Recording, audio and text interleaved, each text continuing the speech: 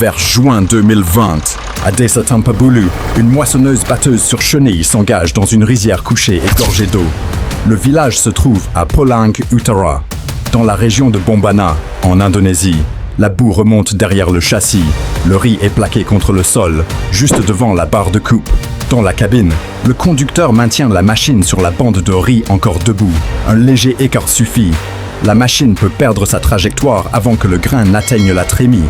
Ici, la puissance n'est qu'une condition parmi d'autres. Tout se joue dans la manière dont la machine s'appuie sur le sol. Puis elle doit faire entrer le riz et évacuer le grain au bon moment. Cette vidéo suit 8 moissonneuses-batteuses confrontées à cette pression. L'une d'elles, bien plus compacte, apportera la réponse à la question la plus difficile. Quand la rizière reste une rizière sous l'eau, comment la récolte peut-elle continuer ? Sur un sol humide, les chenilles sous la Laverda M400 Rice prennent en charge la première contrainte. Elles élargissent la zone où la machine repose sur le terrain, avant même que le riz n'entre dans la barre de coupe, juste avant l'entrée de la machine. Le système PFR utilise ses doigts récupérateurs. Il ramène des tiges de riz humides, cassées et emmêlées, afin de les remettre dans un flux plus régulier. Si le riz se masse d'un seul côté, le système de battage reçoit une charge de matière déséquilibrée. Cette configuration a sa propre signature sonore. Les chenilles appuient lourdement sur le sol mouillé. Les stages de froissent quand le système PFR les pousse vers le convoyeur incliné. Le châssis doit rester stable. La barre de coupe doit éviter que le riz ne devienne un paquet qui bloque l'entrée. La Laverda associe le train de roulement, la barre de coupe et le système PFR. Les grilles de battage sont conçues pour le riz. Ces éléments forment une seule chaîne de travail. Les chenilles ne traitent pas, à elles seules, des tiges humides. Le système PFR ne permet pas non plus à la machine d'aller plus loin. Le sol souple peut toujours retenir le châssis. Il suffit qu'un amas de riz arrive de travers pour que le battage commence déjà avec un point de blocage. Avec la Laverda M400, chaque difficulté doit être réglée là où elle apparaît. Sous la machine, le train de roulement maintient l'appui. Le système PFR empêche le riz de se concentrer en un seul paquet. Le battage ne commence qu'une fois la machine stable et les tiges correctement engagées.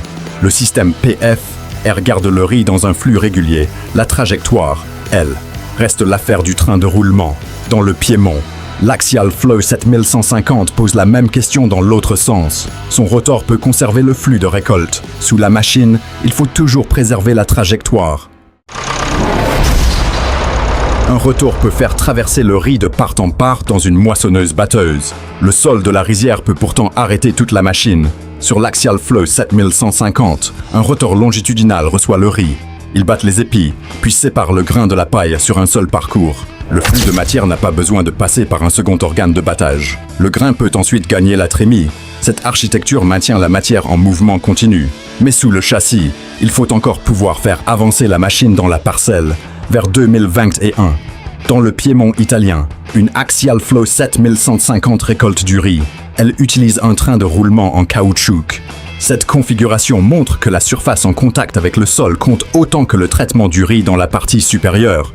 Le train de roulement étale la zone où le poids s'appuie sur la rizière.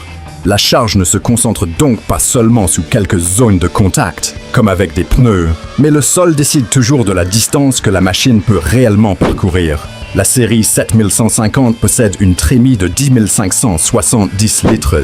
Cela représente plus de 10 cuves de 1000 litres alignés côte à côte. À mesure que le grain s'accumule dans la trémie, l'Axial Flow doit séparer proprement et conserver assez de progression.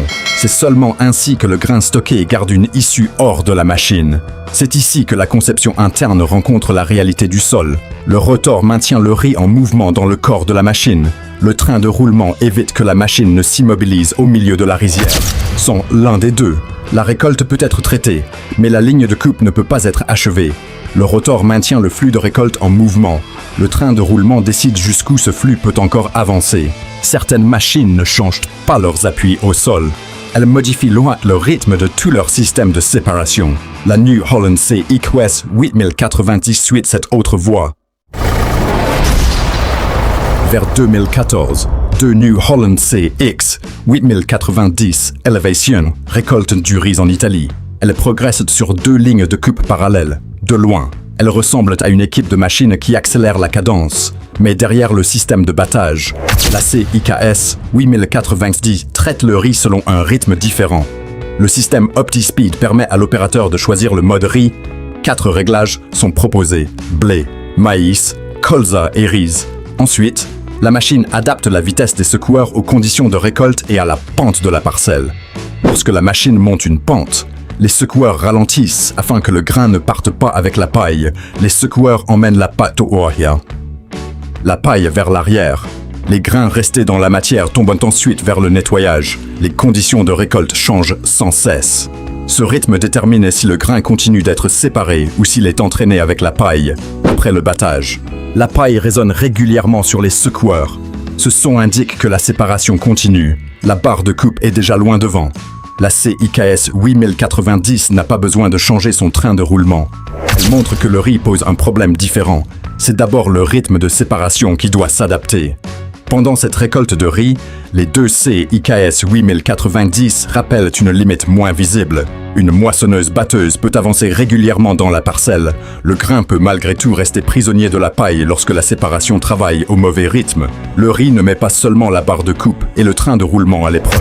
Il sollicite aussi les organes qui vibrent au cœur de la machine. La CXA 8090 ajuste son rythme interne. Elle donne au grain une voie de sortie hors de la paille. Vers 2017, une John Deere S680 s'y prend une autre direction. Elle modifie la zone où le poids rencontre le sol grâce à des chenilles en caoutchouc. Une moissonneuse-batteuse prévue pour des pneus peut-elle travailler dans le riz avec des chenilles en caoutchouc à la place? Vers 2017, une John Deere S680 y apparaît pendant une récolte de riz avec un train de roulement Camso. Le changement se situe sous le châssis. Là où tout le poids de la machine rencontre le sol, les chenilles en caoutchouc placent une longue surface d'appui sous la machine. Elles remplacent les zones de contact plus limitées des pneus. La John Deere S680 y conserve sa barre de coupe et son système de traitement du riz. Mais la manière dont le poids passe au sol n'est plus la même. Cela agit directement sur la ligne de riz qui attend devant la machine. Au demi-tour, le train de roulement doit garder la machine assez stable pour que la barre de coupe retrouve la bonne ligne. Dès que le châssis dérive, la barre de coupe rencontre les tiges sous un autre angle. Leur arrivée vers le convoyeur incliné devient moins régulière. En bout de ligne, les barrettes de caoutchouc frottent contre le sol de la rizière. Ce bruit ne ressemble pas aux tiges qui glissent vers la barre de coupe. L'un vient du dessous du châssis, l'autre file directement vers l'entrée de la machine. Le système Camso est un train de roulement de remplacement. Le moteur et le corps de la John Deere S680 y restent les mêmes. C'est la zone de contact avec le sol qui change. Cette configuration ne garantit pas que la machine franchira chaque terrain mu. Elle lui donne seulement une chance supplémentaire de rester dans l'axe quand le sol commence à retenir le châssis. Voilà le paradoxe de cette John Deere. Une modification sous la machine peut changer l'angle auquel la barre de coupe rencontre la ligne de riz. Quand une seule moissonneuse-batteuse change de train de roulement, la différence reste sous son châssis. Lorsque deux machines avancent côte à côte, un simple ralentissement peut désynchroniser toute l'équipe. La New Holland C R990 va placer cette question au milieu de la rizière. Un seul passage plus lent suffit à décaler le rythme de deux moissonneuses-batteuses. Vers la fin du mois d'octobre 2016, deux New Holland CR990 récoltent du riz Santoro. Elles travaillent à Cassina Solarolo, près de Briona. La parcelle se situe dans la province italienne de Novara. Cette distance partage le champ en deux. Chaque machine garde un espace pour tourner. Cet intervalle permet aussi de retrouver la ligne suivante sans empiéter sur la bande de l'autre machine. La gamme CR utilise le système Twin Rotor. Deux rotors reçoivent le riz dans la machine. Ils battent les épis, puis séparent le grain de la paille dans un flux continu. Mais ce système ne peut travailler qu'après l'arrivée correcte du riz dans la barre de coupe. Avec une seule machine dans une parcelle, le conducteur dispose encore de marge pour corriger une ligne de coupe imprécise. Avec deux CR990, les bandes de riz se rejoignent à la limite de chaque passage. L'écart doit être maintenu depuis l'entrée de la barre de coupe dans le rang jusqu'au retour de la machine. Dans les deux cabines, les conducteurs suivent la bordure de riz encore debout, puis ils ramènent la barre de coupe au plus près de la ligne suivante. À chaque demi-tour, il faut garder assez d'espace pour la machine voisine. Le bruit des lames ne se superpose jamais parfaitement des deux côtés. Un rythme arrive un peu avant l'autre. Entre les deux bandes de riz, la régularité dépend des deux opérateurs. Personne ne travaille vraiment seul, sous les machines. Le train de roulement maintient la trajectoire de coupe. À l'intérieur, le twin rotor fait progresser le riz. L'un ne remplace jamais l'autre. Une trace décalée dans la rizière peut désynchroniser toute l'équipe. Garder la bonne ligne ne mène encore la machine qu'au bord du problème suivant. La manière dont le riz rencontre les lames décide de son arrivée. Régulière ou bloquée. Les lames sifflent au ras des tiges. Devant la barre de coupe de la classe Lexion 760 Dix, une bande de végétaux continue pourtant de s'accumuler vers 2017 dans le nord de l'Italie. Une classe. Lexion 770 ACR récolte du riz. Elle travaille avec une barre de coupe Serio 760 Dix. La barre de coupe est le premier élément qui touche le riz. Elle coupe près du sol, sépare les rangs et amène les tiges vers le convoyeur incliné. Il suffit qu'elle tire le riz d'un côté pour que les organes situés derrière reçoivent un flux irrégulier. Le rotor de séparation et les grilles ne démarrent donc pas chaque passage dans les mêmes conditions. Les tiges froissent le long de la table de coupe, puis se précipitent vers le convoyeur. La rupture de rythme naît devant. L'intérieur de la machine doit ensuite absorber ses conséquences. La Serio 770 ne doit pas seulement amener beaucoup de tiges. Elle doit laisser assez d'espace entre elles pour que le convoyeur puisse les entraîner couche après couche. Quand une touffe de riz entre trop dense, le système de séparation ne reçoit plus des couches de matière distinctes. Il reçoit un paquet plus épais et plus difficile à séparer uniformément. Le convoyeur incliné ne peut pas transformer seul un amas de riz en flux régulier. La Serio 770 aide la Lexion à faire entrer le riz dans une direction plus constante. Elle ne remplace pas la séparation. Elle maintient les conditions qui permettent à cette séparation de faire correctement son travail. Même une grande moissonneuse-batteuse ne peut pas corriger totalement une entrée déjà désorganisée. Lorsque le flux de riz se brise juste devant elle, le rotor, les grilles et la trémie reçoivent une tâche plus difficile. Le riz doit entrer correctement avant que la machine puisse le traiter correctement. La récolte commence au moment où le riz touche les lames. Une fois le riz engagé de façon régulière, une autre question apparaît. La trémie peut-elle être libérée à temps? En Californie, une autre Lexion travaille près d'une benne de transbordement. La trémie ne devient alors pas la raison de l'arrêt. Une goulotte de vidange s'étend vers une benne de transbordement qui roule à côté de la classe Lexion 760 TerraTrack. Même lorsque la barre de coupe et les rotors travaillent encore, une trémie pleine peut obliger la machine à s'arrêter. Vers 2013, en Californie, une classe Lexion 760 TerraTrack apparaît avec une Cat Lexion 485. Elle travaille pendant une récolte de riz. Une benne automotrice Sweco accompagne la formation. Les trois véhicules résolvent 3 points distincts du même flux de matière. La Lexion 760 coupe et sépare le grain. La Cat Lexion 485 ajoute une seconde moissonneuse-batteuse. La Sweco récupère le grain. La première Lexion ne quitte donc pas sa ligne de riz à cause d'une trémie pleine. Pendant cette récolte, la Lexion 760 TerraTrack travaille dans le riz. Son train de roulement sous le châssis augmente la surface de contact avec le sol. Le système interne conduit le grain vers la trémie. Chaque organe ne règle qu'une étape du parcours. La trémie de cette version contient environ 11 000 litres. Cela représente environ 55 fûts alignés les uns à côté des autres. Quand le grain approche du haut de la trémie, le conducteur de la Lexion place la goulotte vers la Sweco. La benne roule à ses côtés. Le conducteur de la benne doit rester assez près pour recevoir le flux de grain. Il doit aussi laisser une voie libre au demi-tour de la moissonneuse-batteuse. Si la benne arrive trop tard, le conducteur de la Lexion doit quitter sa ligne plus tôt. Il laisse alors une bande de riz non coupée. Le grain frappe sans interruption dans la caisse de la benne. Ce son indique que la Lexion peut encore rester sur sa ligne. Lorsque ce flux s'interrompt, la trémie pleine force la barre de coupe à s'arrêter avant le riz restant. Le TerraTrack maintient le châssis en mouvement. Le système de séparation traite la matière dans la machine. La benne de transbordement évacue le grain au moment où il doit sortir. Toute une parcelle garde son rythme grâce à la distance entre ces véhicules.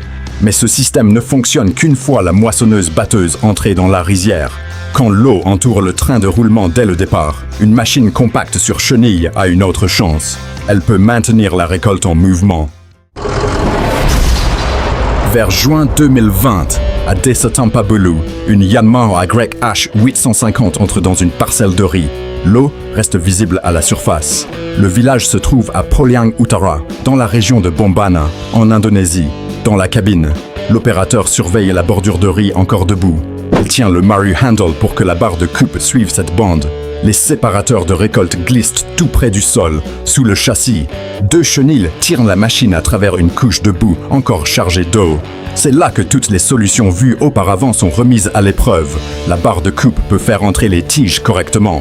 Les rotors peuvent séparer le grain. La benne peut libérer la trémie. Mais rien de cela ne sert si la machine ne parvient pas à atteindre la ligne de riz. La Yanmar YH 850 pèse 3 tonnes et 333 kg. Chaque chenille mesure 55 cm de large. Sa longueur de contact atteint 1,70 m, presque la taille d'un adulte. L'ensemble permet d'étaler le poids de la machine sur le sol souple au lieu de le concentrer sur quelques points. Yanmar appelle cette architecture de transmission FDS. Son réglage progressif permet au conducteur de changer de direction et d'aligner la barre de coupe sur le rang de riz. Le Maru Handle conserve les manœuvres de virage et d'alignement dans les mains de l'opérateur. La garde au sol atteint 42 cm. Elle crée l'espace nécessaire dans une rizière profonde. Elle ne transforme pas l'eau en terrain dur. Elle réduit seulement la manière dont la boue retient le dessous du châssis pendant la progression vers la bande suivante. À l'avant, le rabatteur ramasse le riz couché vers la barre de coupe. Un rotor vertical attire d'abord les tiges. Un rotor de battage plus long reçoit ensuite la matière, dans la Yanmar YH 850. Le traitement du riz ne commence qu'à l'arrivée de la barre de coupe. La barre doit atteindre le bon endroit. Les chenilles rendent cette arrivée possible. Le son rend cette différence évidente. L'eau est brassée juste sous le châssis. La boue se détache derrière les bandes de caoutchouc. Le riz couché frotte contre les séparateurs. Puis le rabatteur l'entraîne vers les lames. La Yanmar YH 850 développe 84 chevaux et demi. C'est une puissance proche de celle d'une voiture familiale. Mais dans une rizière sous l'eau, cette puissance n'a de valeur que si les chenilles trouvent encore de l'adhérence. L'opérateur doit toujours choisir l'entrée, le point de demi-tour et le moment où il faut reculer. Le système FDS laisse la décision entre les mains du conducteur. Le système permet aux commandes de rester efficaces quand la rizière cesse de suivre le plan prévu. Voilà la réponse à la question posée au début de la vidéo. La récolte continue lorsque la machine exerce moins de pression sur un sol encore saturé d'eau. Dans une rizière sous l'eau, avancée, c'est déjà récolté. La Yanmar YH 850 possède une barre de coupe de moins de 2 mètres. Pourtant, ces 2 chenilles lui ouvrent encore une voie de travail dans une rizière sous l'eau. Une petite machine ne gagne pas contre la rizière par sa taille. Elle avance parce que son train de roulement trouve encore un point d'appui.